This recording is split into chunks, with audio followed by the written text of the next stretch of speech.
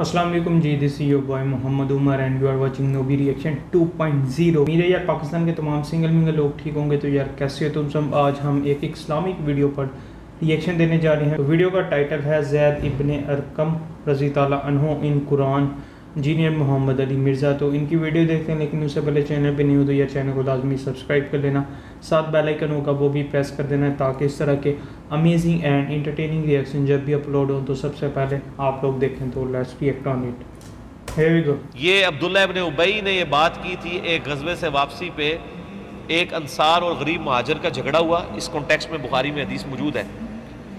तो वो उस महाजर ने गुस्से में उस अंसार को मारा। तो अब मुनाफिकीन को तो ये मौके चाहिए थे। उन्होंने कहा कि जी वो नस्ली तासुब भड़काने की कोशिश की।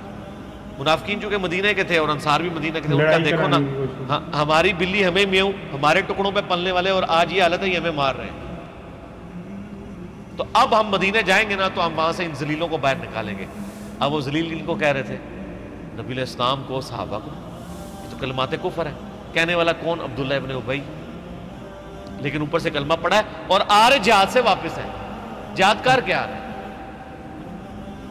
ये कलिमात सैयदना ज़ैद इब्ने अरकम ने सुन ली। उन्होंने नबी इस्लाम को आके बताया कि ये बकवास की है अब्दुल्ला इब्ने उबई ने, आज तो इसकी मुनाफिकत खुल के सामने आ गई।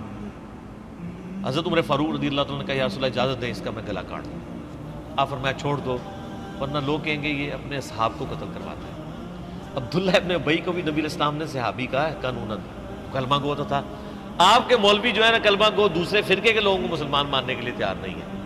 ये सर फर्क देख लें आप, ये मैं आपको कंपैरिजन करवा रहा हूँ। और नबी इस्लाम कलमे का इतना एहतराम कर रहे हैं कि सराहतन गुस्ताखियां देख के भी सिर्फ ज़ाहिरी कलमे का एहतराम कर रहे हैं। और यहाँ पे मौलवी आपको खुद से पहले गुस्ताखे रसूल डिक्लेयर करते हैं, फिर आपके कुफर के फतवे चढ़ाते हैं, फिर आपके कत्ल के फतवे जारी करते हैं।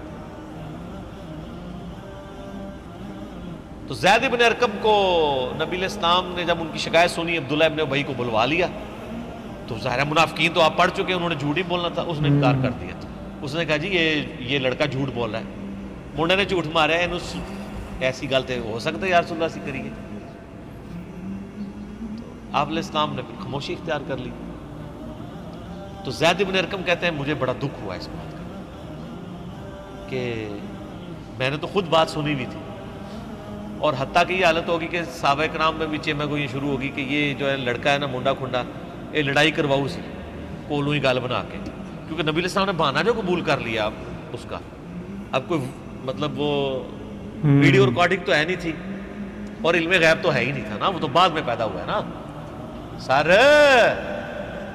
इल्मे गैब के जो जाली अकीदा है जो बनाया हुआ है, एक तो वो है जो अल्लाह वही के जरिए बताया, वो तो ठीक है।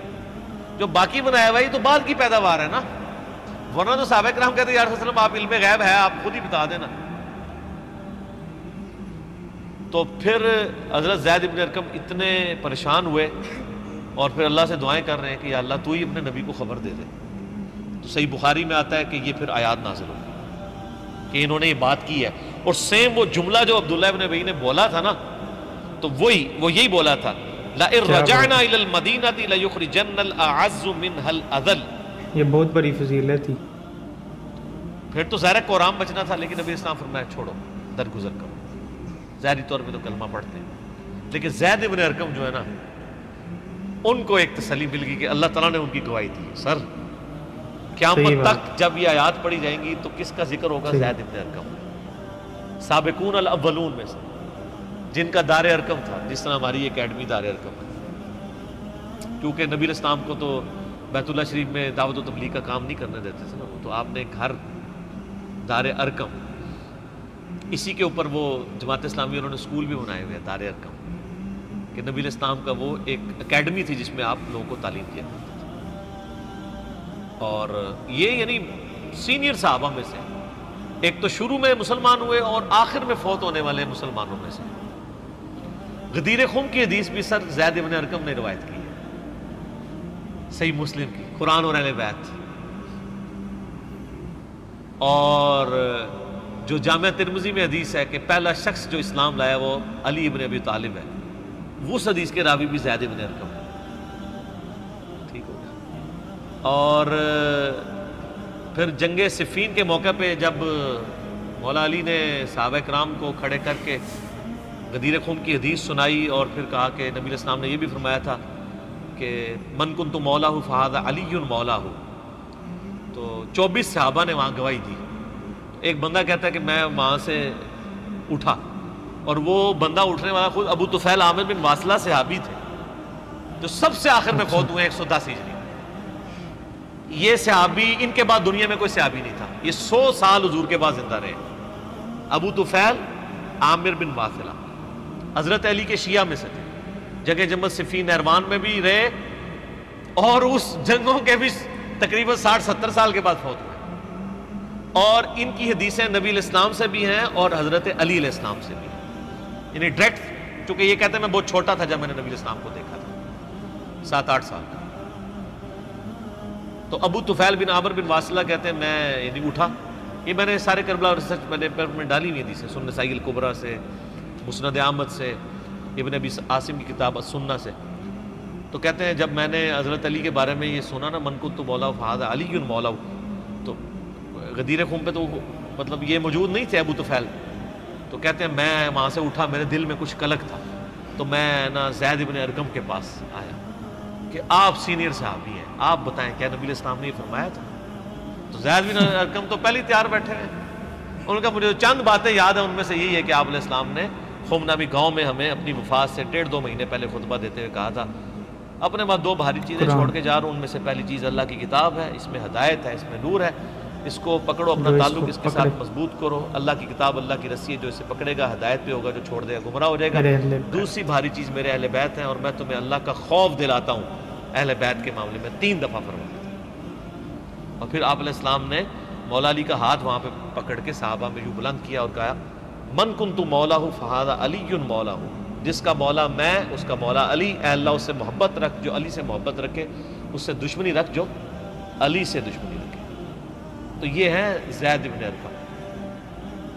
مزید کچھ عرض کر دیں زید بن ارقم کے بارے میں.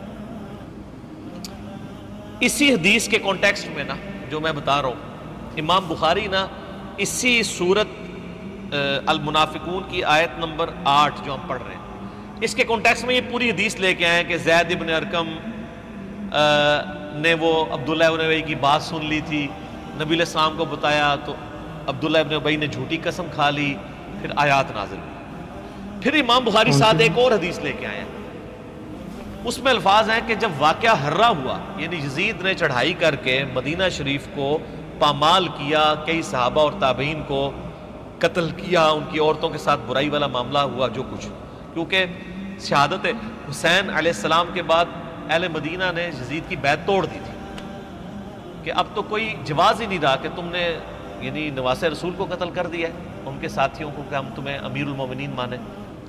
پھر یزید نے فوج بھیجی تاکہ اہل مدینہ کو دوبارہ بیعت میں وعدہ کیا جائے، نہیں تو ان کو قتل کیا جائے.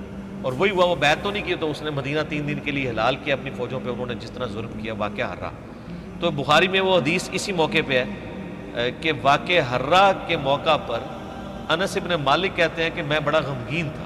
انس ابن مالک کون؟ 93 ہجری میں فوت ہوئے، نبی علیہ السلام کے بعد 82 سال زندہ رہے، اور 10 سال حضور کو وضو کروانے والے، حضور کے بچوں کی جگہ انس ابن مالک. تو انس ابن مالک کہتے ہیں میں بڑا غمگین تھا کہ اتنا مدینہ شریف میں قتل و غارت کروایا ہے یزید نے، تو میں بڑا غمگین تھا.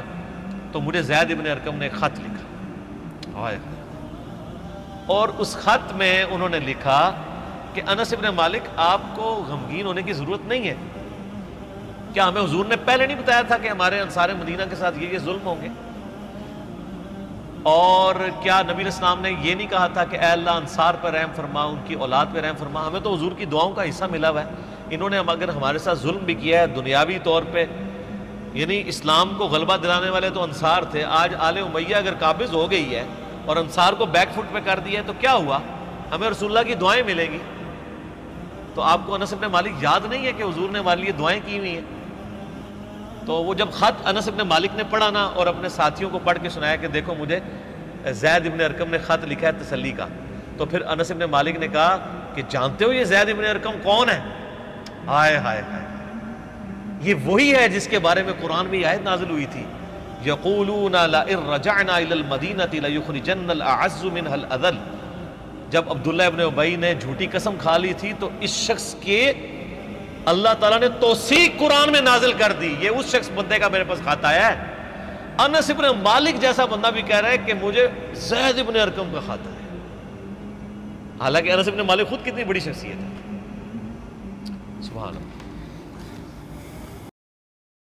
تو یار اگر اس ویڈیو کے ریویو کی بات کریں تو اس ویڈیو سے سبق یہی ملتا ہے کہ ہمیشہ سچ بولنا چاہیے. تو جب سچ بولو گے آپ پر مشکلات آئیں گی تو اس مشکلات کو آپ نے صبر سے برداشت کرنا ہے. بے شک پھر اس کے بعد اللہ ضرور تمہاری ہیلپ کرے گا، کیونکہ اللہ تمہیں آزمانا چاہتا ہے. دیکھتا ہے کہ یہ میرا بندہ اس آزمائش سے پاس ہوتا ہے کہ فیل ہوتا ہے، تو اللہ آپ کو آزماتا ہے. اس آزمائش میں آپ کو صبر کرنا چاہیے. اللہ پاک نے قرآن مجید میں مومنوں کی 4 کوالٹیز بتائی ہیں، جس میں سے ایک ہے کہ وہ صبر کرنا. تو یار اگر زید ابن ارقم رضی اللہ عنہ کی بات کریں تو یہ بہت بڑی فضیلت تھی ان کے لیے کہ اللہ پاک نے ان کی جو بات کی ان کی تصدیق کی. یار میں نے ایک سیریز سٹارٹ کیا جس میں ہم بہت سے صحابہ کی جو جتنی بھی ویڈیوز ہمیں مل سکے وہ دیکھیں گے کہ ان کی کیا دین میں قربانیاں ہیں، کیا انہوں نے مشکل برداشت کیا. ویسے اگر بات کریں تو مجھے حضرت عمر فاروق، حضرت علی، حضرت ابو بکر اور حضرت عثمان رضی اللہ عنہ